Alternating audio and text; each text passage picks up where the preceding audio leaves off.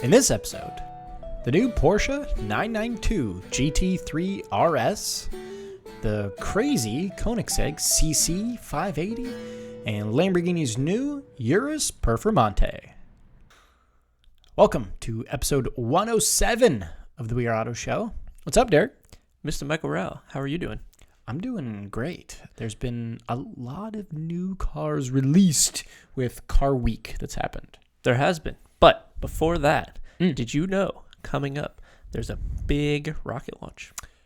No. Next Monday, it would be the 29th, is the SLS launch. Do you know what SLS stands for? It's a Mercedes with a big natural aspirated V8, and it's got butterfly or the eagle doors. Yes. An eagle right there. Not quite. Not quite in the space world. Yeah. So, quick little history. STS, which was the shuttle. Sexually transmitted syndrome? Yeah, you're right on track. STS, which was every shuttle launch. It was like STS 1 to 130 something. They did like 130 launches. Was Space Transportation System. Can you imagine what SLS is? Space Landing System. No. Space. They're not landing. They're launching. There you go. Space launching.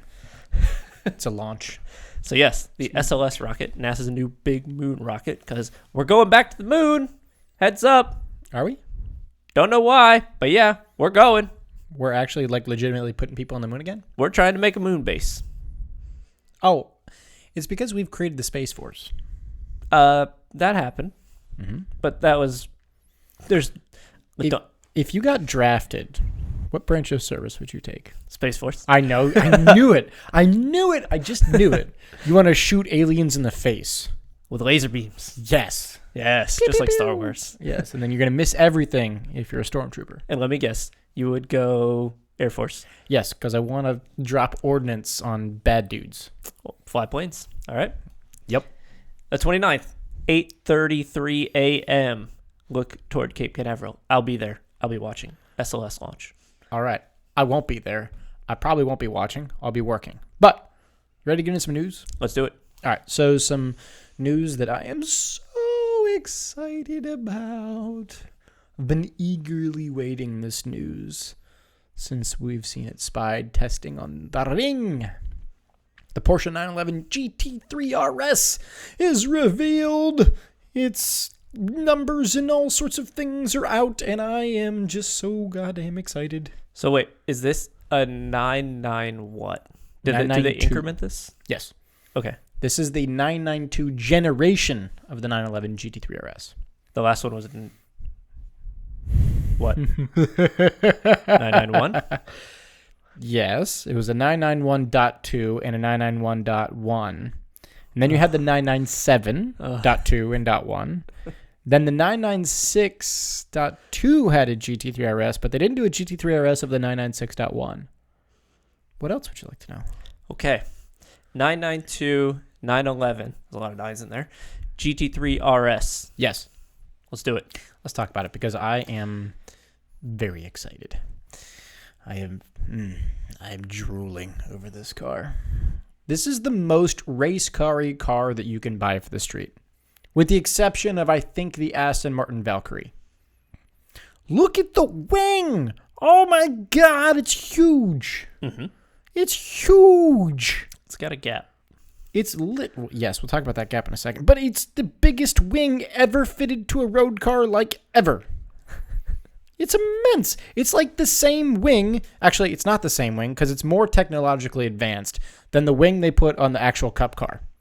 This is a fancier wing than a race car wing. It's actually like a wing. If you could combine... Here's what I'm going to describe the new GT3 RS as. Take a 911 GT3 Cup car and put F1 tech into it. What is one thing that Formula One's wings do? DRS. The new GT3 RS has DRS. Well, that's a lot of acronyms. Which drag reduction system. It does have it.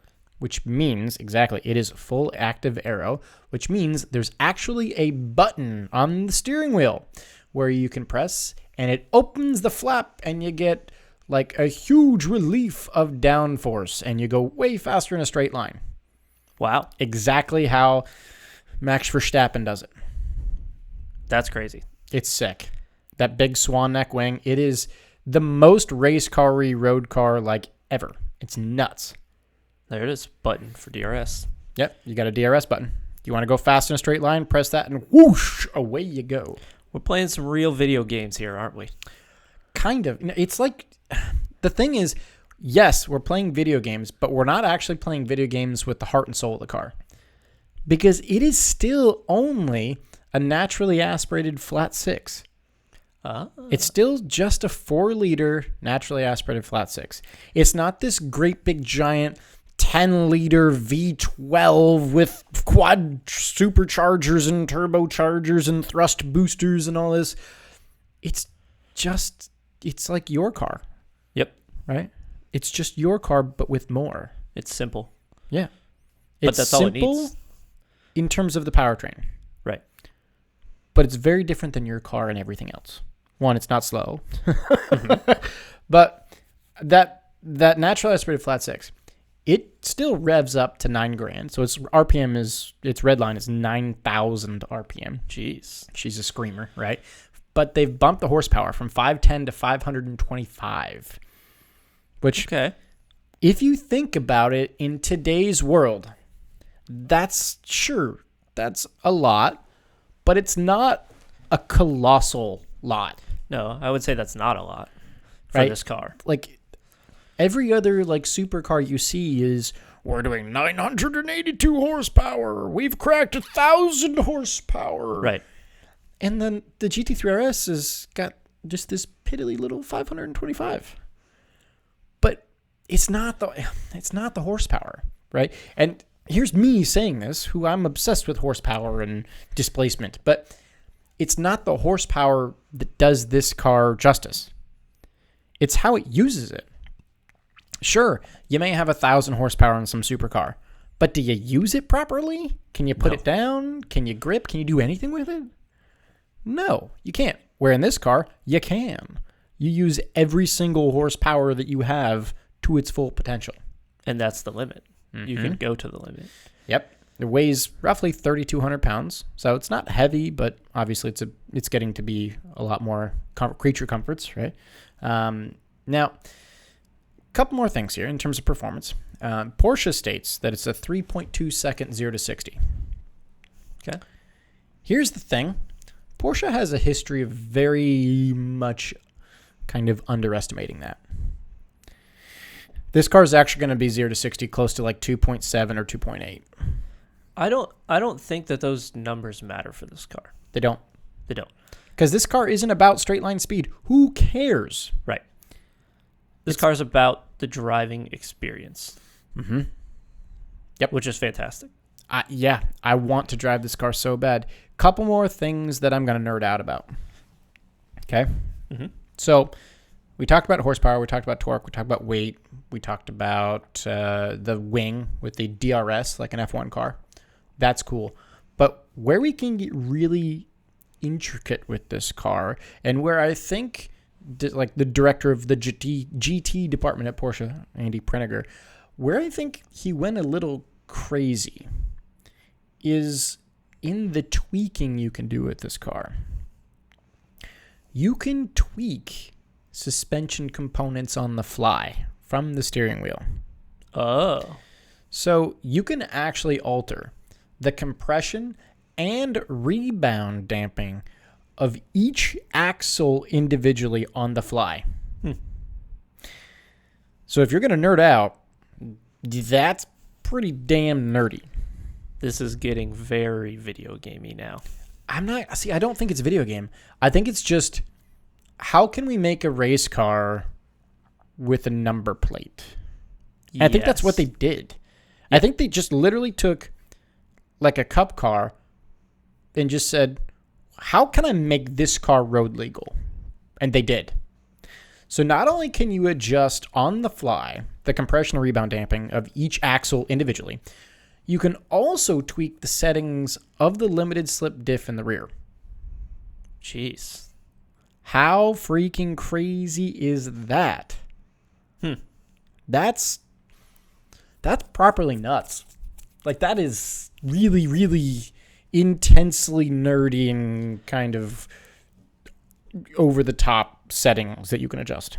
I kind of don't think too many people are going to use that. But for the people that do, they're going to love it. Yeah. Because they're going to be really trying to be very in tune with it. To figure out these settings on a racetrack, you have to be on the edge of the car and understand the feedback that the car is giving you. Yep. Which is not something most people are going to be able to do. You need telemetry. You need a team. You need a race engineer. But for the people who are into it, it'll be fantastic. 90% of the buyers of this car are going to just take it to Cars and Coffee, and that's all it's ever going to do. Right.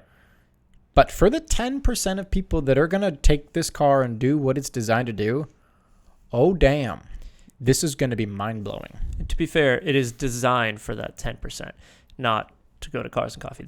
This is supposed to be on a racetrack.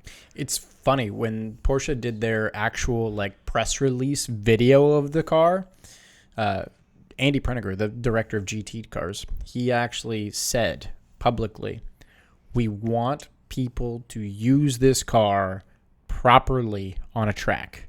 Yes. Like, he came out and said it. If you buy the car, use it. Don't drive the car for what it's made to be used for. Right. Don't sit it in the garage. Go get chips in the front bumper. Go run over stuff. Go hit a track. Be aggressive with this car, because that's what it's meant to be. God, I'm loving this car. You can option it with the Visec pack, which gives you carbon roof, carbon hood, carbon everything, right? It does come factory with the roll cage, so scaffolding in the back. That's their Club Sport package, what they call it. It comes stock with the carbon bucket seats, carbon ceramic. This car is a race car. It is a race car that's street legal. And what's cool about this car, if you stay on that picture that we're looking at right now, the standard GT3 does not have the bodywork that we're looking at here. So where they had to make all new doors, all new front quarter panels, front wings, front bumper, where that cut, that like pressure cut, that's new. That's completely different. I mean, they've had the louvers on the top. But this is different. The doors are made of carbon fiber. This is just a race car. It's fantastic. And I love the livery. They went back to a 997 style livery. The white with the red script and the red wheels. The 997 did that, as did the 996.2. But I'm going to stay away from that. The 997 was the first one that most people recognized as having that two-tone livery. White or black with, the red scripting and the red wheels. God, I love this. They're also doing a tribute to the old 2.7 Carrera RS, which was white and green, and they're doing this car white and green as well. Oh, it looks so goddamn good. Oh. So is this everything that you ever dreamed of for your 911? Yes, 1,000 times yes. Now, obviously, I wish they would do something like this with a manual box. They're not going to. It's made for a track. It's not made for the love of driving in canyons. It's made for a track. They will never do a manual transmission RS Porsche ever again, because RS stands for Rennsport, which is essentially German for racetrack, right? But this car is just so mental. I love it. It does seem crazy. It looks fantastic. I'm sure it'd be amazing to drive. Whenever they come out with these, I always wonder, how do they top this next year? And then they keep on doing it. So I'm sure there's a way they'll do it next year. But one thing I do have to mention, because I haven't mentioned it, is price. This is where you might wince a little bit. It comes in at starting at $225,000 and change. Okay. That is about $60,000 plus or minus a few grand here or there, more than the standard GT3. Okay. Here's the thing. Without driving it, just looking at it and reading about it, I think it's $63,000 worth more of tech and race cariness that goes into it. I'd agree with that. What I'm worried about is, sure, you hit me with 225? It's more $300, $350 when you get dealer fees and actually what's going to be packaged on this car. You know what I've heard word around the block through the What? grapevine? $500,000. Yeah, that's silly though. Doubling the price of the car is silly. They did the same thing with Mercedes with the AMG GTR Black Series. That was a car that people were trying to sell for like $800,000. And I'm sure people will with this, which is crazy. It's funny how Porsche's telling its people, don't flip this car. Don't flip it. Don't flip it. Just like Corvette and everyone. They're all doing the same thing where it's like, hey, if you buy this, don't go flipping it. That's not why you buy this car. That's a tough line to walk as the manufacturer, though. It is, but that's the new GT3 RS. Looks sweet. I'm sure it's going to be amazing to drive. Oh, yes. So you ready to move on? Let's do it. I wouldn't really want to move on because I could just stay in that car forever. But we do need to move on because we got to keep moving here, right? Now, the next thing we're going to talk about, and since this has been car week the past week, there's like a million things we could talk about. But the next thing we're going to talk about is very weird. It's cool and powerful and exciting, but very weird. So it's Koenigsegg, okay? Okay. It's Koenigsegg. It's a new Koenigsegg that has a very interesting gearbox. I don't think the words normal and Koenigsegg have ever been in the same sentence. Okay, true. I'll give you that. There's never been anything normal about a Koenigsegg, right? No. But this is very not normal. This is as not normal as you can ever possibly get. Okay. Because it has a manual and an automatic. Wait a minute. This isn't just scoot the shifter over into bump shift mode. This is an H-pattern manual and an automatic? This is a full-blown gated 6-speed manual and also a 9-speed automatic at the same time. Huh? Yeah, do that math. That doesn't check out. Do the math there, right? Yeah. So 6 is less than 9. 3 gears disappear? Okay. Now my interest had peaked. Yeah, it's not just some crazy mad soup car. I mean, it is, but the gearbox makes it very much more than that. Yeah. Right? So this is... Golly, I don't even know how to describe this gearbox. It's just... Is it cutting edge? Is it weird? Is it just amazing? What is the adjective we use to describe this? I don't know. All of the above. Yes. So before I get into the gearbox, let me just quickly give you the power figures here. So this is the new Koenigsegg CC850. So this new CC850 is built to celebrate the 20 years since the delivery of the very first Koenigsegg CC8S.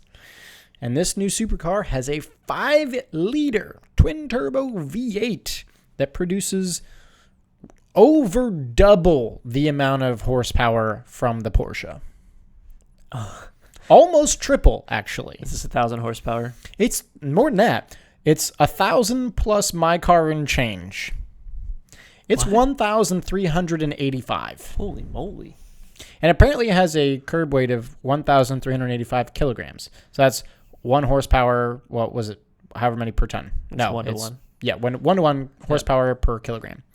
3,000 and change pounds. Like, holy shit. The power. 1,000. I'm going to say that again. 1,385. Okay. That's a lot of horsepowers. That's a ton. That's yeah. too much. And it's apparently it comes factory able to run on E85.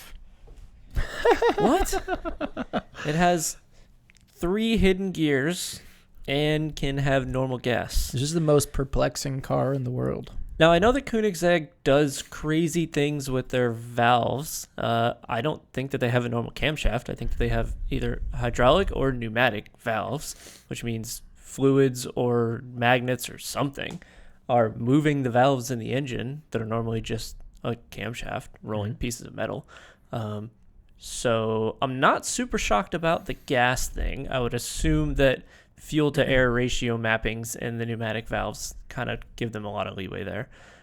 But this transmission, what the heck is going on here? Yeah, should we talk about this transmission now? Yes. Okay, so as I said earlier, it's amazing and weird and radical and breaking and all of the adjectives you could describe here. But again, it is a gated 6-speed manual and also a 9-speed automatic, semi-automatic or automatic with multi-clutches, I should say. Okay. Right? But it has a clutch pedal. Whoa. What the heck? You're looking at a picture of it. Yeah. 1, 2, 3, 4, 5, 6. Reverse. Drive. What? Drive automatic. What?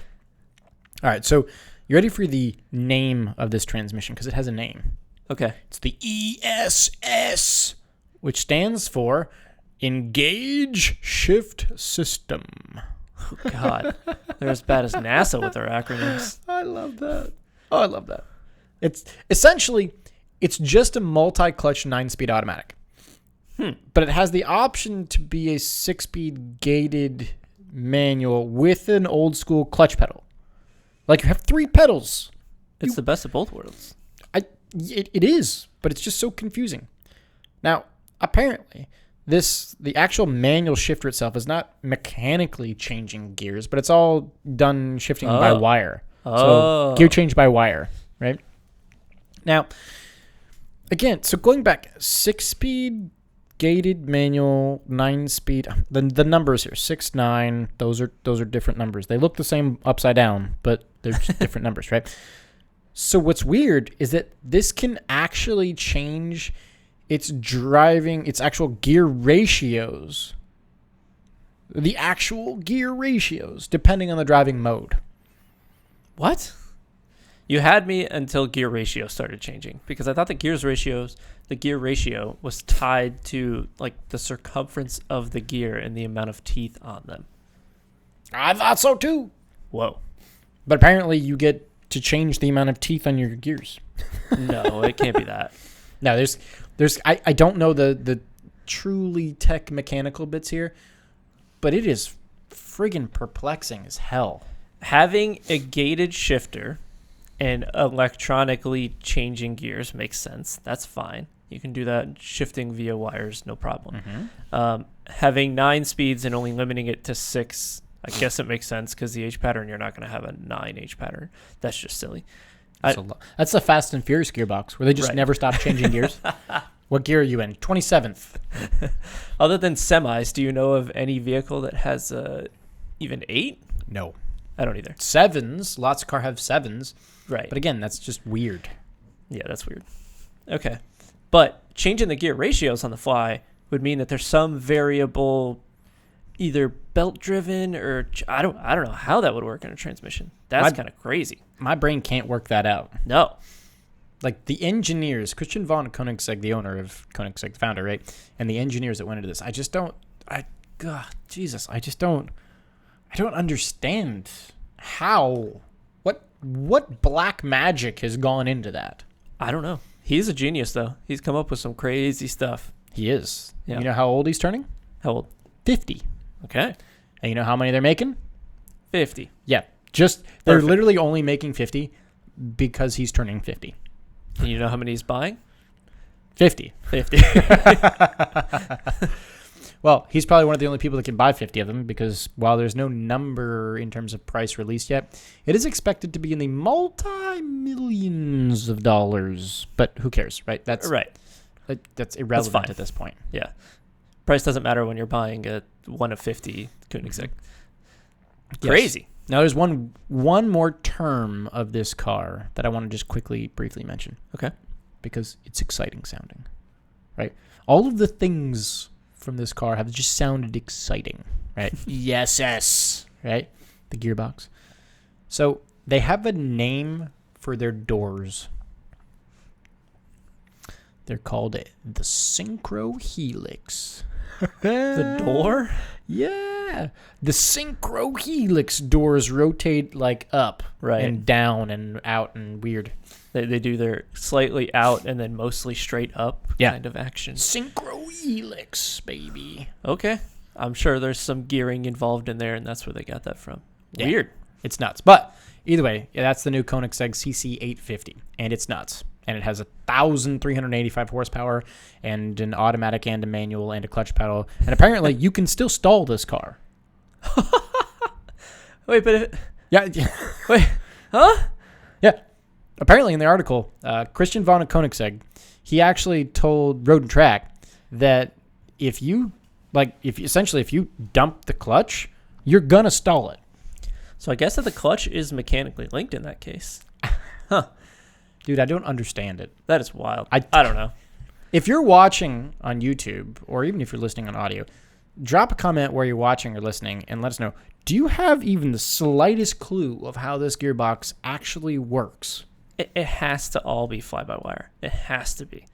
You But cannot have I don't know that you can have a dual clutch or a triple clutch that's snappy and have a pedal. I've never heard of that. I've only heard of paddle shifters with dual clutches. I don't know. I don't know. Crazy. Yes. But cool. Very.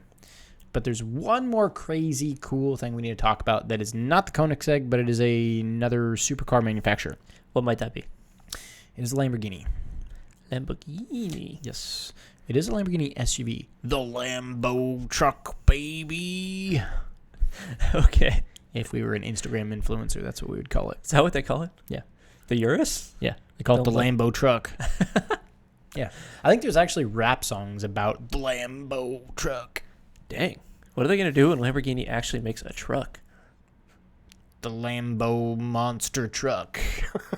I don't know. Crazy. I don't know. But Lamborghini is making a Performante of the Urus. So the performance version of the Urus. A hot Urus, as if it wasn't hot enough. Okay. Why are they doing this? Spicy mommy missile. Very. A hot truck. Mm-hmm. Yep. So let me give you some stats and some figures here. So the new Lamborghini Urus Performante, it does get a 16 horsepower bump to its twin turbo V8. So it's actually making now 657 horsepower with 627 pound-feet of torque. Now, apparently the article is stating that it is, if they quote it in metric horsepower, it is actually 666 metric horsepower. What number is that? Metric horsepower? I don't know, but what number is that? 666. The number of the beast. Okay. It's a good song. Oh, silly marketing. Yes. They really had to dig deep into metric. That they did. That they did. But let's get into this Urus Performante. It's not a Huracan, it's a Urus Performante, I suppose. But this new Urus Performante, not only did they add 16 horsepower, that's not the crazy part. The crazy part is how much weight it's lost over the standard Urus. It hasn't lost like 10 pounds. It's lost 104 pounds. You'll feel that. Yeah. Yo, dog, my truck lost 100 pounds. My Lambo truck. My Lambo truck went on a diet. That's crazy. 100 pounds does make a difference. 17 horsepower? 16, but 16? Yeah. I don't know if that makes a difference.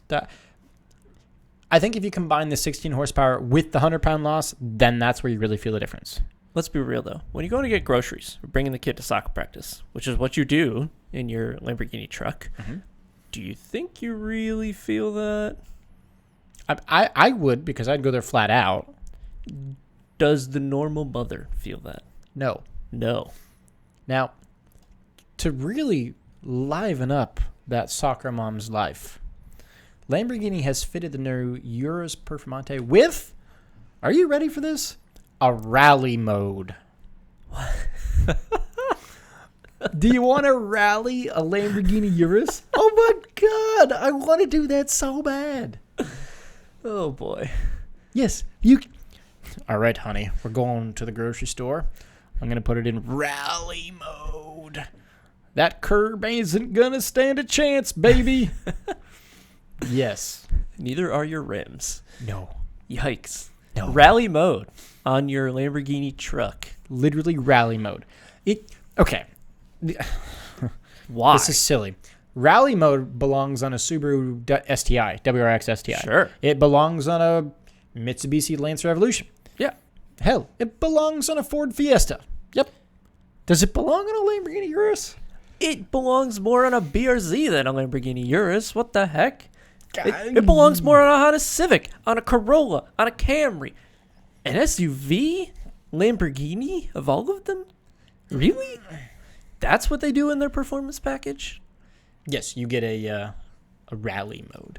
They don't put a giant carbon wing on it. They don't put some crazy front arrow on it. They do, actually. They put crazy front arrow. Okay. And they're crazy front arrow, and they do have an upgraded rear spoiler.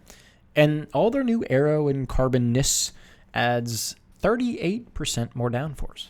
Okay, now we're talking. There you go. That'll help you on the rally stage. Mm-hmm. Right.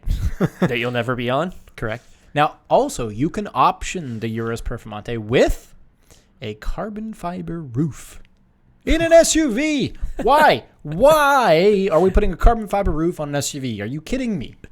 Because my truck needs a rally with my carbon fiber roof. So you're getting an SUV with a carbon fiber roof. It's got more downforce. It's got a rally mode, and it's got the devil number of horsepower. What?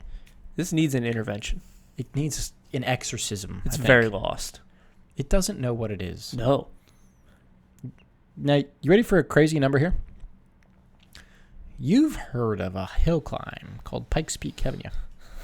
Oh, boy. So okay. They sent the new Urus Performante up Pikes Peak. Now, I've driven it in a Tacoma, and it took me, 45 minutes or an hour to get up it in a Tacoma because I was scared shitless to look down. White knuckle 45 minutes of terror. Yes, 4.5 miles an hour. This Urus Performante went up Pikes Peak in 10 minutes, 39 seconds and change. Oh, boy. 10.5 minutes to get up Pikes Peak.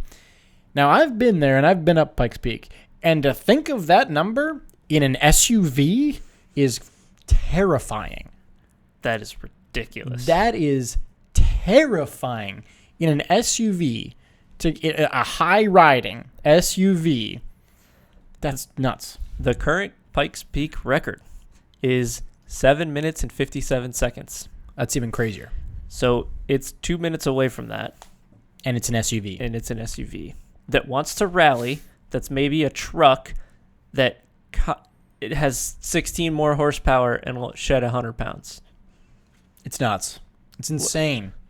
I'm sure it used rally mode on Pikes It Peak. must have. I hope so. It had to, right? I would imagine. What the heck? It's nuts. You ready for something else that's nuts about this? How much does it cost? Yeah, that's where I'm going. It starts at $260,000. Okay. Over $250,000. So you could have a GT3 RS or this. GT3 RS all day. For sure. Would you rally a GT3 RS They better have. than this? No, they have. But does it have rally mode? No, but they have. Oh. It doesn't need... It's got DRS, man. Oh. It doesn't wait need a minute. rally mode with DRS. Hold the phone. It doesn't need rally mode. Yeah, the GT3 RS all day. But do you think that you could actually get one of these for $250-ish? God, no. What are we talking? Realistically. Realistically, this has got to be at least a $300,000 to $400,000 car. Minimum, I'd say. If someone can get the Urus Performante for $260,000 and change, that'd be amazing. Flip it. Oh my God, yeah. Instantly. Yes, for $400,000. Right. Make a cool $140,000. Poof. After you take it on a quick rally. Yeah. To the shopping center. Yes. So that's the Urus Performante. That car is lost in space and time and doesn't know where it wants to be. And speaking of time and space, it defies the laws of physics of time and space with its rally mode. Yes, it does. So that's all I got for you. You got anything else? I do not. All right. So that's going to wrap us up for episode 107. Thanks so much for watching and listening. If you're watching on YouTube, please do drop a comment on the video. Let us know what you think. And don't forget, thumbs up and hit the subscribe button. If you're listening on audio, please do leave us a 5-star rating and a review on your platform of choice. And I know you've got your phone out. Go ahead and follow us on social. Facebook is We Are Auto. Instagram is We Are Auto _ and YouTube is We Are Auto. And the coolest thing of all is our website. Check it out. It's weareauto.io. Catch all the past races that you would love to go and watch of your favorite series. So thanks again. Catch you guys on the next one. Peace.